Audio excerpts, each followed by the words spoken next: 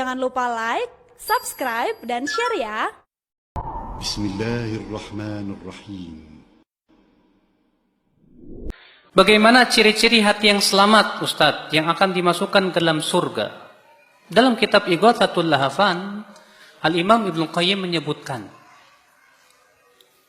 tanda ciri hati yang selamat yang pertama, hatinya, ya, beliau di situ menyebutkan tanda-tanda yang banyak, min alamat al-qalbi as-sahih. Di antaranya yang pertama, dia lebih memperhatikan lurusnya amal daripada amal itu sendiri.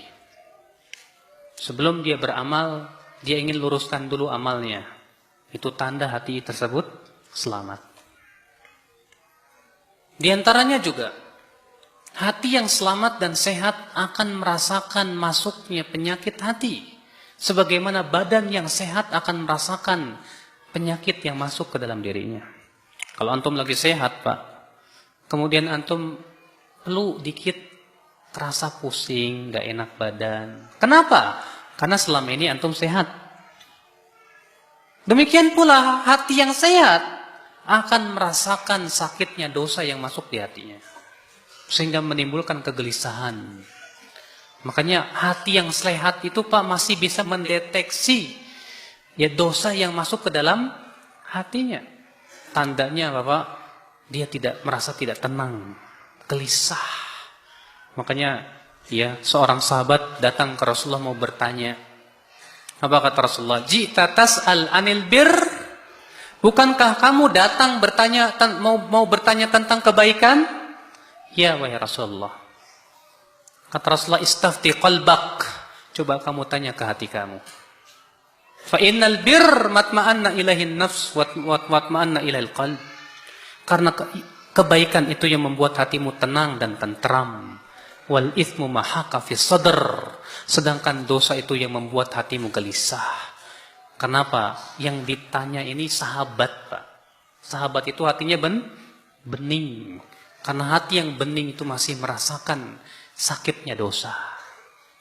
Tapi kalau ada orang yang biasa berdosa, saya yakin dia sudah tak lagi merasakan sakitnya dosa. Ya. Maka seperti ini, musibah seperti antum sudah terbiasa pilek. Dari kecil pilek, nggak pernah sembuh, ditanya sehat aja, nggak ngerasa, soalnya sudah terbiasa.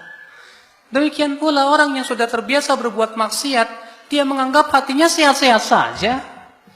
Saya nggak merasakan kok, ya, kegelisahan. Seperti ada seorang bintang film, dia murtad dari agama Islam, masuk agama Nasrani. Apa kata dia? Setelah saya masuk Nasrani, hati saya kok lebih tentram ya. Iya. Subhanallah. Kenapa? Karena hatinya sudah terbalik. Yang buruk dianggapnya sebagai sesuatu yang baik. Kalau seperti itu musibah.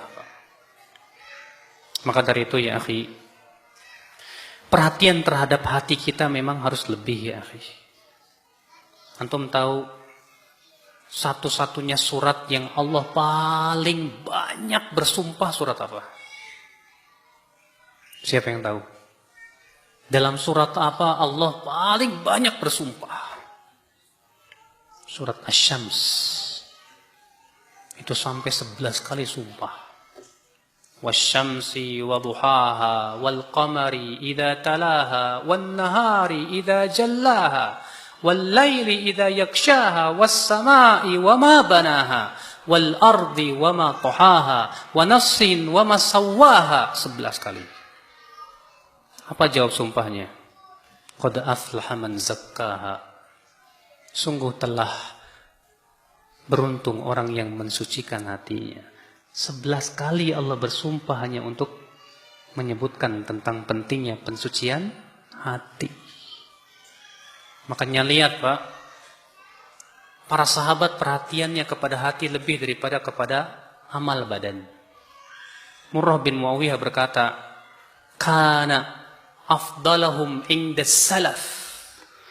Dahulu menurut salaf, orang yang paling utama di sisi mereka, aslamuhum qalban wa lisana. Itu yang paling selamat hati dan lisannya. Kata Al-Hasan Al-Basri, dahulu para sahabat tidak diberikan oleh Allah keutamaan karena banyaknya amal, tidak. Tapi mereka diberikan keutamaan karena beningnya hati-hati mereka. Makanya orang yang berilmu lebih fokus kepada hati. Sedangkan orang yang kurang berilmu lebih fokus kepada amalan badan. Ada orang amalan badannya luas biasa, tapi hatinya banyak penyakitnya. Akhirnya apa?